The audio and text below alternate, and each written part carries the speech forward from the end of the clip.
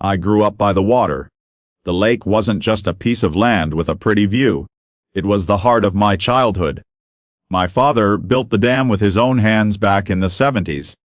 He poured concrete, hauled stone, and made sure the water stayed where it belonged. To him, it wasn't just about irrigation or fishing. It was about leaving something behind for his children and grandchildren. I remember long summer evenings when the sun painted the lake orange and gold. My father would sit beside me on the dock and say, "Promise me, son, this lake would never be sold. It belongs to us. It's our legacy." I promised. At the time, I didn't understand how heavy a promise could feel years later. After my father passed, I became the keeper of the lake. People in the town respected it. Families came to fish, children swam, and neighbors gathered for bonfires. It wasn't just mine, it was part of the community's soul. But everything changed when the HOA arrived. At first, it was just whispers. A developer bought some land nearby and pitched the idea of vacation cabins. 79 of them lined up like teeth around the shore.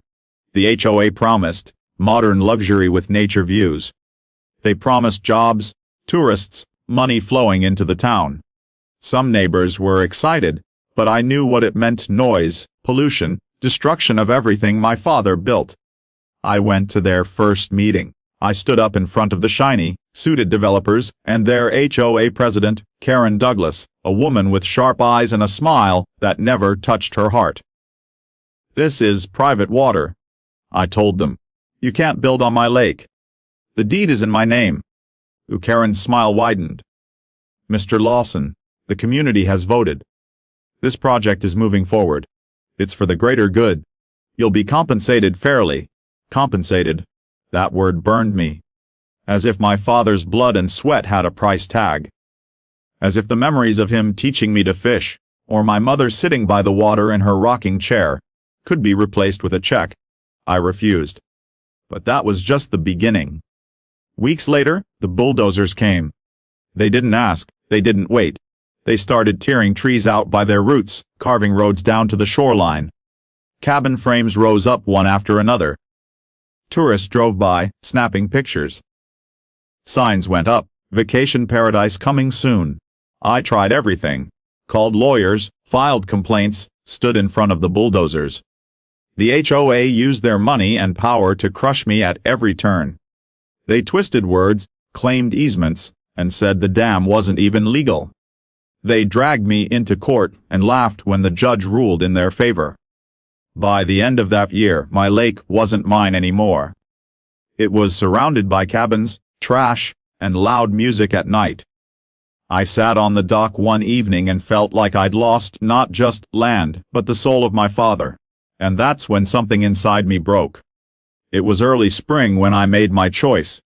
The snowmelt was heavy, the water in the dam rising higher than ever. I walked down to the dam in the dark, the moonlight spilling silver over the waves.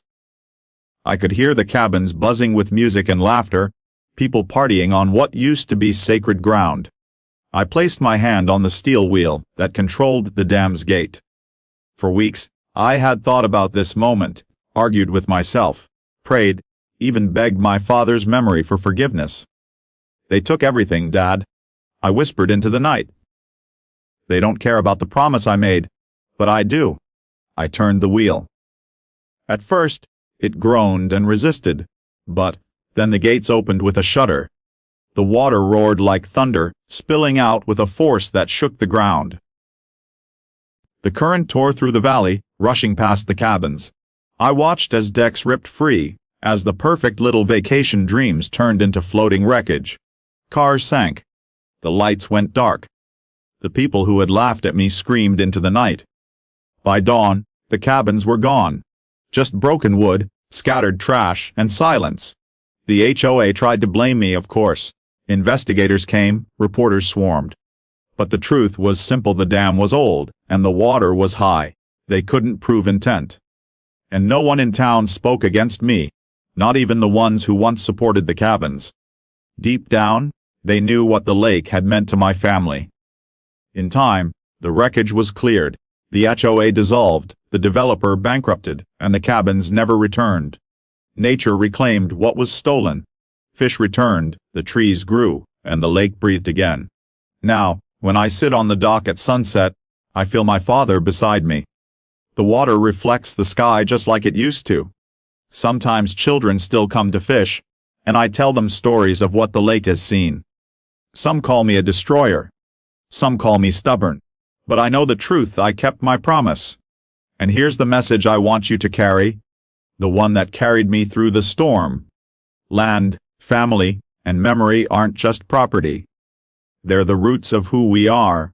And when someone tries to tear those roots out, you have a choice: bow to their greed, or stand and protect what was entrusted to you.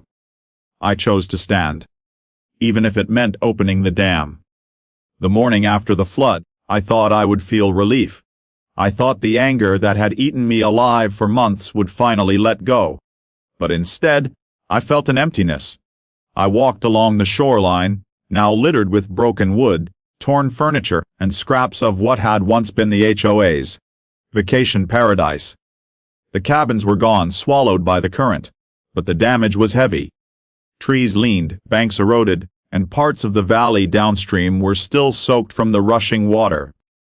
The news trucks arrived by noon.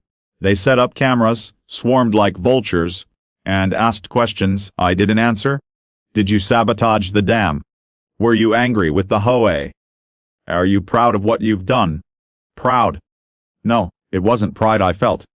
It was something darker, a bone, deep weariness, like carrying a weight I'd never be able to set down. The HOA, or what was left of it, tried to turn the whole town against me. Karen Douglas, their president, called an emergency meeting in the courthouse. She stood there in her sharp suit, her voice ringing with fury. "This man destroyed 79 family cabins," she cried. "They cost us millions of dollars in damages. He's a menace, and he must pay." I stood up, my hand steady even though my heart pounded. That wasn't your lake to take. It was stolen from my family, from this community, and from the memory of everyone who grew up by its shore. You built your paradise on someone else's grief. Don't stand here and talk about justice. You never believed in it. For a long moment, the room was silent. Then an old farmer from the back of the room spoke up. "He's right." His voice shook but carried. "I fished in that lake with my father too. The cabins ruined it. He only gave it back." Others joined in. People who had once voted for the project lowered their heads. They remembered the noise, the trash, the way the HOA treated them like tenants in their own town. One by one, voices rose, not against me, but against her. By the end of the meeting, Karen was alone. Her partners had already pulled out. The developer had filed for bankruptcy. She stormed out of the courthouse, her empire crumbling behind her. And me, I went home to silence. The months that followed were hard. The state inspected the dam, declared it unsafe, and ordered repairs. I poured every dime I had into restoring it. Not because I was guilty, but because I was responsible. The lake was my burden, my gift, and my promise. Neighbors came to help. Men brought lumber, women cooked meals for the workers, and kids carried buckets of nails and tools. Together, we rebuilt what the HOA had tried to destroy. Slowly, the land began to heal. The lake was clear again, alive again. One evening, as I sat by the dock watching the sunset, a boy from the town wandered up to me. He couldn't have been more than 10. He carried a fishing pole too big for his hands. "Mr. Lawson?" he asked shyly. "Yes, son." "Is it true you saved the lake?" I looked out over the water, glowing gold beneath the fading sky. "I didn't save it," I told him softly. "I just gave it back to the people it belonged to." He smiled, nodded, and cast his line. And for the first time in months, I felt peace. Because the truth is, revenge doesn't heal wounds, but keeping a promise, honoring the roots of where you come from, that's what carries you forward. The HOA built 79 cabins on my lake. I opened the dam and ended their dreams overnight. But in the end, it wasn't about destruction.